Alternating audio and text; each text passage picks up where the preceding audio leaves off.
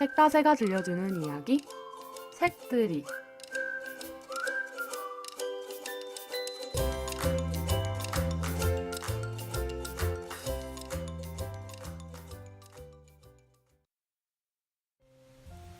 안녕하세요. 두근두근 과학책 함께 읽기 유현정입니다.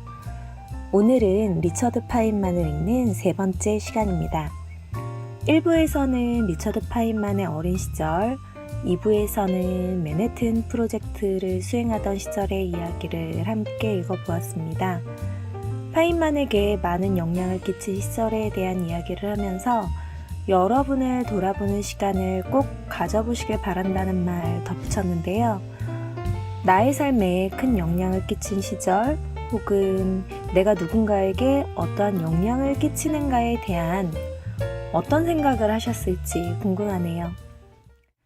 리처드 파인만 3부에서는 파인만이 어떠한 자세로 인생을 살고 연구를 진행했는가에 대한 이야기를 하고자 합니다. 앞서 1부에서도 말씀드렸다시피 파인만 하면 유쾌함이라는 단어가 절로 떠오르잖아요. 유쾌함, 즐거움, 이런 이미지가 자연스레 그려지는 이유는 그의 삶의 자세가 그러했기 때문이 아닐까 싶습니다. 그럼 파인만이 인생을 얼마나 즐겁게 살아가고 또 얼마나 재미있게 연구를 해나갔는지 함께 읽어볼까요?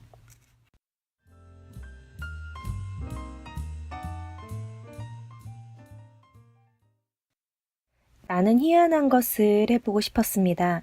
재미있는 게 아주 많았어요. 솔직히 말해 저도 제 자신을 모르며 어떤 게 저한테 왜 즐거운지 모릅니다. 알려고 하지도 않아요. 즐거우면 즐기면 되지 남한테 설명할 필요는 없죠. 하고 싶은 걸 할 뿐 개의치 않아요. 신경 쓰지 않죠. 그냥 재미로 합니다.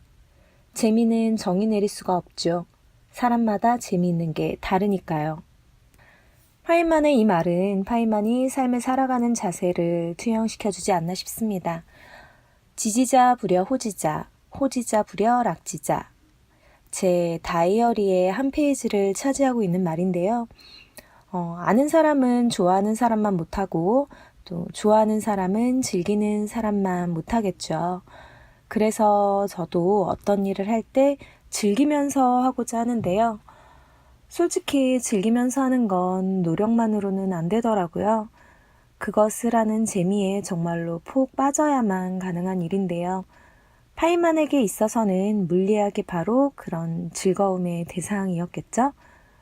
왜 물리학이 재미있는가에 대한 질문에 파인만은 이렇게 대답을 합니다.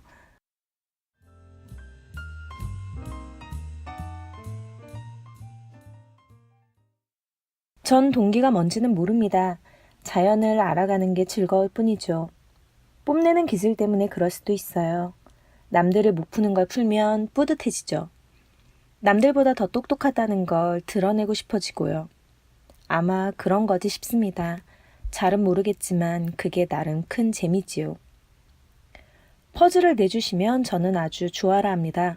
물론 수학적 또는 합리적 분석이 필요한 그런 종류의 퍼즐이어야지 1953년에 누가 크리켓 경기에서 우승했는지 이름을 맞추는 그런 퍼즐 같은 건 아니에요. 그건 억지로 만들어내서 깊이가 없는 문제죠. 인간사의 우연과 상황에 달려 있는 것이니까. 그러니까 저는 1부터 n까지 정수의 세제곱들의 합을 나타내는 공식을 찾는 것 같은 퍼즐을 좋아하는 겁니다. 물리학에서 누구나 연구 중인 난공불락의 문제를 풀기 위해 제가 시도하는 한 가지 방법은 일종의 안쪽 트랙을 도는 겁니다. 남들이 생각하지 않는 방식으로 생각하는 거죠. 남들과 같은 방식으로 접근하면 풀 수가 없습니다. 이미 남들도 다 해봤지만 이제껏 답이 없었으니까요. 그러니 누구나 쓰는 방법을 쓸 수는 없어요. 저는 제 자신이 안쪽 트랙을 돈다고, 즉 문제를 다른 차원에서 접근하고 남들이 쓰지 않는 특별한 수학적 기교가 있고 군이론 같은 건 없이도 문제를 풀 수 있는 재주가 있다고 스스로 최면을 거는 겁니다. 그걸 꾸며내서 스스로 동기부여를 해요. 실제로 존재하지 않는 재주일 수도 물론 있지만 그렇거나 말거나 굳이 신경 쓰진 않습니다. 그냥 안쪽 트랙을 잘 돌고 있다고 스스로 북돋아주죠. 가령 양자전기역학의 경우 저는 전자들이 자기들끼리 작용하지 않고 먼 거리에서 직접적인 어떤 상호작용이 있다는 아이디어가 젊었을 때 떠올랐어요. 다른 대단한 전문가들이 아무리 애써도 못 풀었던 걸 그 아이디어 덕분에 제가 풀 기회가 왔다고 여겼어요. 저는 스스로 이렇게 말했습니다. 다들 엉뚱한 트랙에 있었는데 나는 올바른 트랙에 있는 거야. 하지만 결국은 그 아이디어를 포기하고 남들이 내놓은 이전 개념을 살펴보아야 했어요. 전자들끼리 상호작용하지 않는다는 제 원래 아이디어는 물거품이 되었죠. 하지만 열심히 연구해본 덕분에 어떤 걸 알게 되었습니다. 즉, 이쪽이든 저쪽이든 열심히 가봤다면 그걸로 됐다는 거예요. 비록 헛걸음을 쳤더라도 저는 여전히 앞으로 나아가게 되고 그런 과정을 통해 저는 깊은 세계 속으로 계속 들어가니까요. 전투에 나서는 아프리카 부족과 비슷합니다. 처음에 그들은 모여서 북을 치고 펄쩍펄쩍 뛰면서 투지를 북돋우지요. 마찬가지로 저도 이런 혼잣말을 하며 투지를 북돋웁니다. 남들이 이런 식으로 하니까 나는 다른 식으로 할 거야. 그러면 흥분이 되면서 다시 연구를 시작할 수 있죠. 파이만에게 있어서 양자전기역학의 문제를 풀어내는 것이 참 재미있는 일이었구나가 잘 드러나는데요. 하지만 재미만으로는 충분하지 않을 겁니다. 파이만이 훌륭한 과학자가 될 수 있었던 큰 동력 중 하나는 그가 가지고 있는 상상력이 아닐까 싶어요. 파이만도 자신이 가지고 있는 상상력에 대한 이야기를 하였습니다.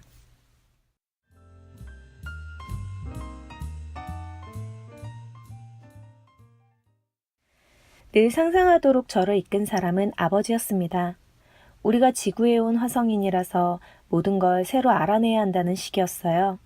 가령 이런 질문 말입니다. 왜 다들 밤마다 잠을 자는가? 왜 누구는 과학이 지겹고 어려운데 또 누구는 재미있고 쉬운지 저로선 모르겠지만 세상이 어떤지를 알아내려면 상상력이 대단히 필요하다는 것만은 분명합니다. 저는 늘 온갖 것을 상상하는데 마치 달리기 선수가 땀을 뻘뻘 흘리는 데서 쾌감을 얻듯이 저는 온갖 것을 생각하는 데서 쾌감을 얻어요. 제 말을 너무 진지하게 받아들이실 필요는 없지만 상상은 골치 아픈 게 아니라 즐거운 것입니다. 어쨌든 질문을 강요하는 선생이 없으니까요. 그의 상상력은 나노 기술의 탄생에도 기여를 했습니다.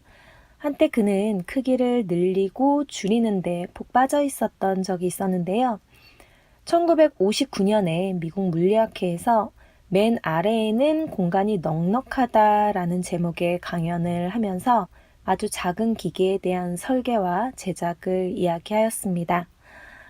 브리테니컬 백과사전 24권을 핀머리 하나에 다 쓸 수는 없을까라는 호기심을 풀어줄 수 있는 그런 기술에 대해서요.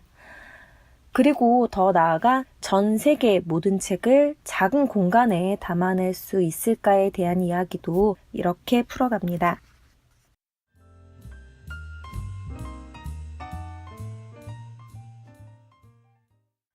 전 세계의 모든 책을 고려해 봅시다. 미국 국회 도서관에는 약 900만 권의 책이 있고 대형 박물관 도서관에는 500만 권이 있으며 프랑스 국립도서관에도 500만 권이 있습니다. 분명 복제판들도 있을 테니 전 세계에 가치 있는 책이 2,400만 권쯤 있다고 합시다. 그 전부를 지금껏 논했던 크기 규모로 인쇄한다면 어떻게 될까요? 공간이 얼마나 될까요? 물론 백과사전 24권이 아니라 2,400만 권이니까 핀머리 100만 개쯤의 면적이 될 겁니다. 핀머리 100만 개는 한 변이 핀 1000개의 길이인 정사각형, 넓이로 약 2.5제곱미터 안에 둘 수 있습니다. 그러면 이들 책 전부를 담을 실리콘 막의 넓이는 대략 백과사전 35장에 해당합니다. 인류가 책에 기록한 모든 정보를 팸플릿에 담아 손에 들고 다닐 수 있다는 뜻입니다. 부호 형태로 적는 게 아니라 원래 사진의 단순한 복제 형태로 모든 걸 해상도 손실 없이 작은 규모에 담을 수 있다는 겁니다. 백과사전에 글자가 몇 개인지 짐작해 보았는데 2,400만 권 각각이 하나의 백과사전 분량이라고 가정해서 계산했더니 정보의 비트 수는 10의 15승계였습니다. 각각의 비트에 100개의 원자를 할당합니다. 그러면 전 세계의 모든 책에 인간이 정성껏 담아놓은 모든 정보는 폭이 1인치에 100분의 2인 정사각형 재료에 모두 적을 수 있습니다. 사람 눈으로 볼 수 있는 가장 작은 먼지 크기죠. 정말이지 맨 아래에는 공간이 넉넉해요. 마이크로필름을 굳이 들먹일 것도 없다는 말씀. 그리고 책 한 페이지의 정보를 전자현미경으로 읽을 수준인 25,000배 작은 규모의 공간에 처음 적는 사람에게 1,000달러를 상금으로 줄 용의가 있다고도 이야기를 했는데요. 그뿐만이 아니라 도입선 없이 외부에서 조정이 가능한 전기 모터의 크기를 64분의 1인치 크기로 제일 처음 만든 사람에게 상을 주고 싶다고도 했다고 해요. 이런 제안을 하면서 이 상금을 받을 사람이 곧 나타나리라는 그런 믿음에 대한 이야기도 했는데요. 정말로 1년이 채 되지 않아서 전기공학자 윌리엄 맥클레런이 이 상금을 탔다고 합니다. 이 책에 파인만이 맥클레렌에게 상금을 주겠다는 편지가 실려 있어요. 파인만의 상상력과 유쾌함이 만들어낸 재미있는 에피소드가 아닐까 싶습니다. 이런 파인만을 다른 사람들은 어떻게 이야기할지에 대해서도 매우 궁금한데요. 리처드 파인만의 아들인 칼 파인만의 소개로 파인만을 만난 데니 힐리스는 파인만에 대해 이렇게 회상합니다. 칼을 통해 파인만 박사님을 알게 되었어요. 언젠가 로스앤젤레스에 갔더니 칼이 그러더군요. 내 아버지를 만나봐. 박사님이 공항에 저를 마중 나와 있어서 깜짝 놀랐습니다. 집까지 차로 2시간 거리였으니까요. 자기 아들이 빠져있는 기막힌 프로젝트가 뭔지 궁금하셨던 거예요. 그래서 우린 그 컴퓨터의 기본 개념을 논하기 시작했는데 당시로선 정말 초보 단계였어요. 박사님의 첫 반응은 이랬습니다. 괴짜 아이디어군. 관심이 간다는 뜻이었어요. 박사님은 어떤 아이디어가 진짜냐 아니냐에는 별로 신경을 쓰지 않으셨고 대신 그게 새로운 아이디어들을 내놓을 방법인지가 중요했어요. 기존 방식의 가장자리에 있는 것에 관심이 많으셔서 괴짜들을 꽤 많이 상대하셨죠. 괴짜들한테서 자극을 받으셨던 것 같아요. 세상을 바꾸는 일을 하는 사람들은 괴짜니까 또는 괴짜처럼 보이니까요. 괴짜라는 건 삐딱하고 세상 사람들의 일반적인 사고방식과 잘 들어맞지 않는다는 뜻이죠. 세상을 바꾸는 건 뭐든지 일반적인 사고방식에서 벗어난 사람들의 몫입니다. 제 친구 스튜어트 브랜드의 멋진 표현처럼 중심이 어디로 갈지 보려면 가장자리를 봐야죠. 박사님이 정말 그런 분이셨던 것 같아요. 중력이나 연구운동에 관한 표준적인 개념에 반기를 든 괴상한 생각을 지닌 물리학자들과 어울리셨어요. 희한한 생각을 하는 수학자들과도요. 심지어 컴퓨터 과학자들과도 어울리셨죠. 물론 미라를 얻으려면 껍질도 많이 까불려야겠죠. 그 과정도 즐기셨어요. 틀린 아이디어까지도요. 이 사람이 가짜라고? 그렇다면 속임수가 뭔지 알아보자. 어떻게 우릴 속인 거지? 이처럼 뭔가를 시도해서 알아내는 과정에서 자극을 받으셨어요. 어쨌든 그런 사람들을 상대해서 얻는 게 있으니까요. 그래서 평범하지 않는데 관여해서 배우기를 좋아하셨던 거죠. 터무니없어 보인다는 이유만으로 뭔가를 무시하진 않으셨어요. 그런 점이 과학자로서 특별하셨던 것 같아요. 과학자들은 보통 자기 레이더에 나타나는 범위가 꽤 좁거든요. 자신들의 기준에 안 맞는 건 모조리 거부하는 경향이 있죠. 박사님은 정반대셨습니다. 자신의 기준에 맞지 않는 것들을 늘 찾아다니셨어요. 의도적으로 기존의 지혜는 뭐든 뒤집어 놓고 의심하셨어요. 가장 좋아하신 건 어떤 사람이 믿는 절대적인 복음서 진리를 찾아내서 그거랑 모순되는 아주 단순한 질문을 던지는 거였습니다. 고약한 악취미였죠. 그리고 챌린저 사고의 원인을 밝혀내는 작업에 함께 참여했던 도널드 커티나 장군은 일을 하면서 느낀 리처드 파일만의 장점을 이야기했는데요. 그 부분을 보면요. 박사는 훌륭한 점이 3가지 있었지요. 첫째는 엄청나게 똑똑하다는 건데 이미 온 세상이 다 아는 사실이고, 둘째는 성실성인데 위원회에서 정말 그 점이 돋보였습니다. 셋째는 어떤 불가사의라도 바닥까지 파고드는 근성이었습니다. 정말 갈 때까지 가는 사람인지라 어떤 장애물이 나타나도 뚫고 나갔습니다. 또한 용감한 사람이어서 자기 생각을 거침없이 드러냈고요. 파일만의 이런 면 덕에 챌린저 사고의 원인이 묻히지 않고 밝혀지지 않았나 생각됩니다. 정말이지 대단한 과학자라는 생각이 드는데요. 하지만 파일만은 누구든지 자신처럼 상상할 수 있고 누구든지 호기심을 가질 수 있으며 누구나 과학자가 될 수 있다고 말을 합니다.